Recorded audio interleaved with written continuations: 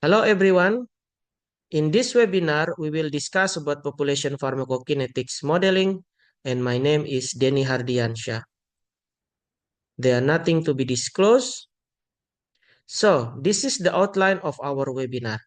We will start with the introduction to the population pharmacokinetic modeling, and we will go through some example, such as population PK for accuracy and precision analysis, population PK for simplified dosimetry, and last but not least, population PK for PK/PD analysis. Let's start with the first one, Introduction to Population Pharmacokinetic Modeling. Population pharmacokinetics or POP-PK is the study of pharmacokinetics in the population of interest. In this modeling technique, the data from all individuals in our population are modeled simultaneously. POP-PK modeling is an old technique. It was introduced in the early 1980s by Seiner, Bell, and colleagues. And right now, POP-PK is an integral component in regulatory application for drug marketing approval, as it summarizes pharmacokinetic data obtained across many phases of drug development.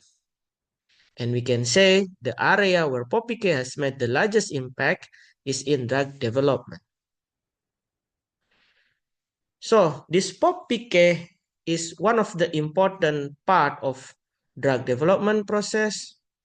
Therefore, the FDA or the Food and Drug Administration in 1999, they even granted the guidance for industry for this POP-PK modeling. As you can see on the right side, and a population pharmacokinetic approach enables comprehensive pharmacokinetic data analysis from diverse study design, including sparse, dense, and also mixed dataset, a type of dataset that commonly found in nuclear medicine. POP-PK is very helpful when wishing to identify factors that affect drug behavior or explain variability in a target population. There are several advantages and also disadvantages for both non-population and population pharmacokinetics. And in this webinar, we will discuss about it one by one. For population pharmacokinetics, there are several advantages. For example, relatively small numbers of people or the data that we collected from the patient in the case of nuclear medicine are required in a small number. Sampling design is often fixed and therefore similar in all participants.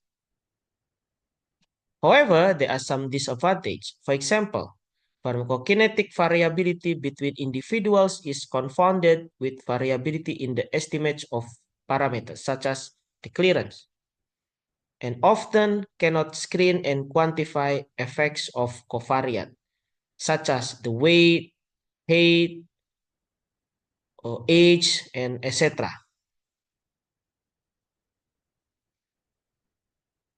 On the other hand, for population pharmacokinetics, there are some advantage. For example, only a few samples are needed from each patient. Screening and quantification of covariates for explaining variability is possible. It can also distinguish between inter-individual and intra-individual variability.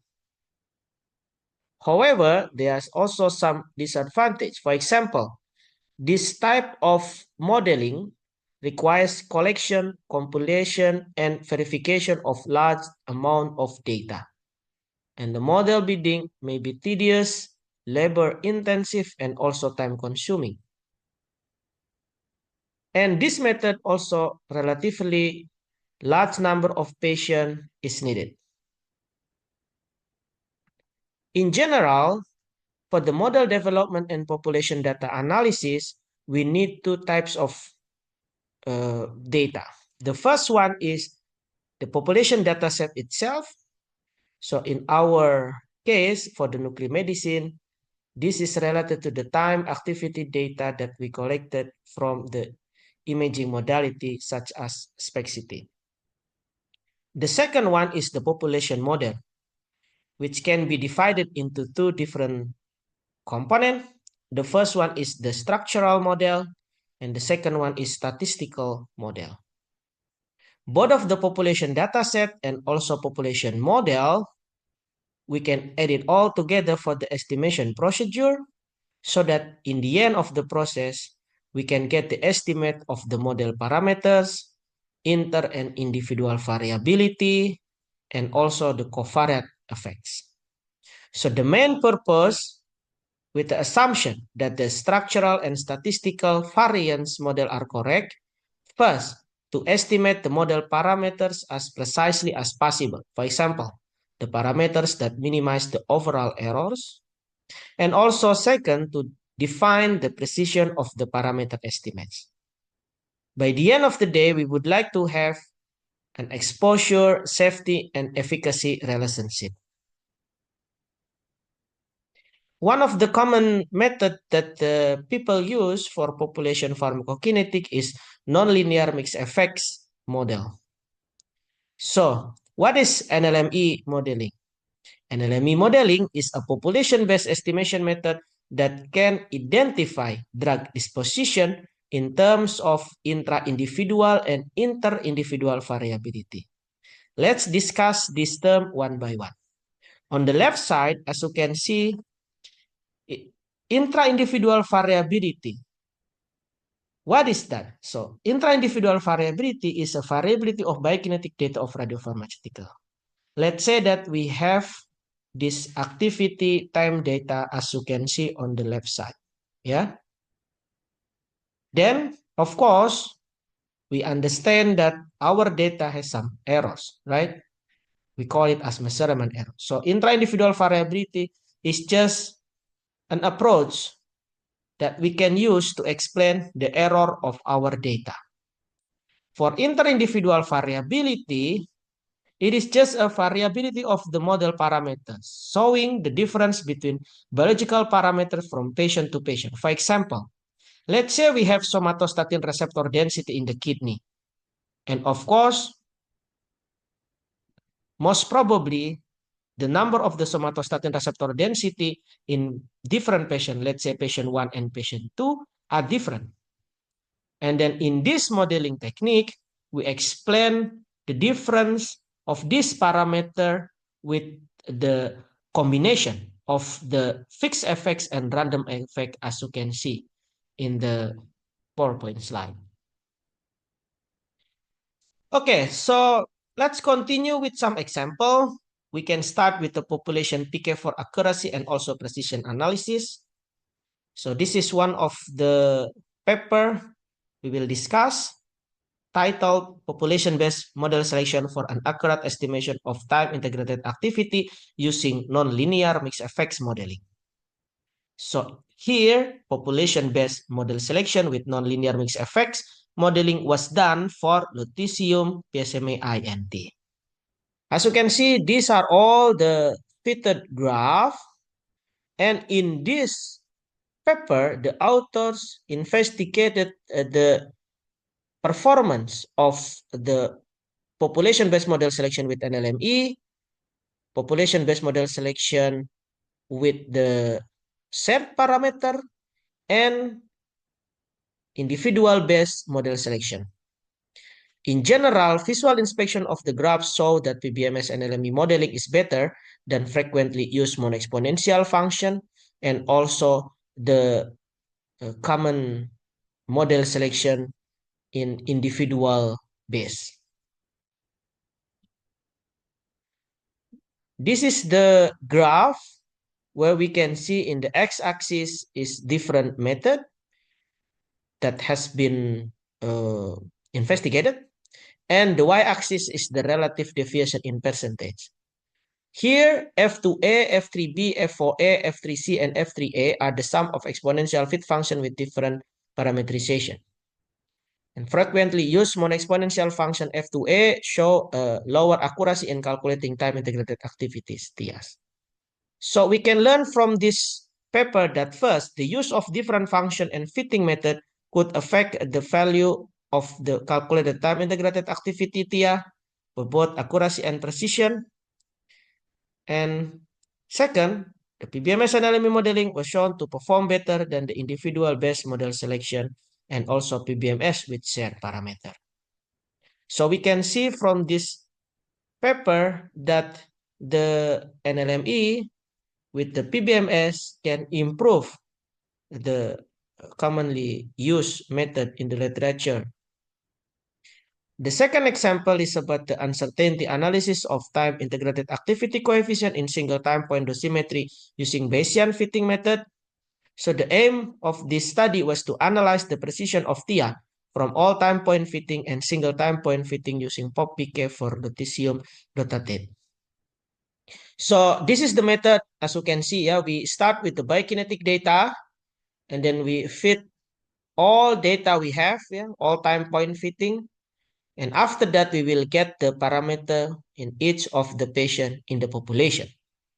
So this parameter that derive from all time point fitting was used to calculate the TIA, and we call this as the reference. And we also use this parameter as the Bayesian parameter with the mean and standard deviation. In combination with the jackknife, we can add it to the single time point fitting using the Bayesian method. And then after the fitting, we will get the parameter of the single time point fitting, and we can calculate the TIAC as the CTIAC. And then we can calculate the performance of this STP by calculating the percentage of the relative deviation and also root mean squared error. And at the same time, we can also calculate the standard deviation of the individual TIAC to see the precision from all time point fitting and also the precision of the TIAC from the STP fitting. So this is the result. RTIAC is the reference TIAC from all time point fitting. BFA is the STP fitting with Bayesian population method and absolute error. LK is the left kidney. RK is the right kidney. And as you can see, for example, in patient number 1, we can learn that the precision of TIAs is relatively lower in single time point fitting than in all time point fitting. So let's continue to the next example, population PK for simplified dosimetry. So in conventional method for performing the dosimetry, first we need to measure several times. So we need to perform imaging measurement several times. So let's say in this example, we measured 4 times at different time point after the injection. And then we quantify the image, and then we get the time activity data in different organs, for example, in kidneys and also in the tumor. And we can use sum of exponential to fit the data. And then after that, we can calculate the time integrated activity in each organ. But we have some limitation, of course, because we need to measure several times. So this method is time consuming and also lead to high workload. So therefore, in STP method, it is much simpler because we can just use one image measurement. And then after that, for example, we can perform POP-PK, then we can calculate the TIA. So the advantage is less time needed and also lower workload. However, the disadvantage of this method is it may lead to lower accuracy and also precision. So this is one of the paper that we can discuss about this topic. The aim was to analyze the accuracy of kidney TIA from single time point fitting using PBMS and LME modeling for lutetium PSMA 617. So we have the kidney from 63 patients, 315 biokinetic data. We perform first the model selection, by fitting various sum of exponential function. We did the NLME modeling framework. We perform model selection. We get the best supported model. And then this best supported model from all time point fitting was used to calculate the reference TIA. And then this function structure was also used for the STP fitting with the jackknife or leave one out method to check the accuracy of the STP dosimetry in a different time point. So we can get the STI here, and we can calculate the absorb dose, and we can then check the performance by calculating the relative deviation and also the root mean square error. So this is the result. First, again, yeah, we have the input, and then we check a different set of sum of exponential function. We process it with the model selection, and then we perform the STP dosimetry. So as you can see, the method NLME is better in all of the time point compared to the frequently used Hanchide and Madsen. Yeah, especially if we check at the best time point of time point 3, which is around 43 hour post injection. So the next example is the single time point estimation of absorbed dose in PRRT using nonlinear mixed effects. The aim was to analyze the accuracy of kidney TIA from single time point fitting using physiologically based pharmacokinetic and NLME modeling for peptide receptor radionuclide therapy. So these are the model, the PBPK model representative. Yeah. So as you can see, this is the global structure, this is the organ structure, and this is the result. So at time point 4, around 2 days after administration, the relative deviation are quite small, yeah, for all organs such as kidney, tumor, liver, spleen, and whole body. So we can learn that the accuracy of the STP TIA from PBPK and LME modeling relative to the all-time point TIA is acceptable in various organs. And the last example is about the population PK for PK/PD analysis. So this is one of the paper explaining about this topic. Quantification of biochemical PSA dynamic after radioligand therapy with lutetium PSMA INT using a population pharmacokinetic pharmacodynamic model. So the aim was to quantify the PSA dynamic after lutetium PSMA INT therapy. For the method, they created this pharmacokinetic model with different compartments that represent different organs. They also add the PSA dynamic model like this. And then as a result, they show the relationship of TIAs in tumor with a PSA level in lutetium PSMA INT therapy. As you can see that there is a relationship between the change in PSA with the AUC in tumor, as you can see in this graphs. So as a conclusion, we can say first that population pharmacokinetic POP-PK has been integral to drug development for over 2 decades, demonstrating its critical role. The second conclusion is the application of POP-PK in the dosimetry of targeted radionuclide therapy shows great promise, offering the potential for more personalized and accurate treatments.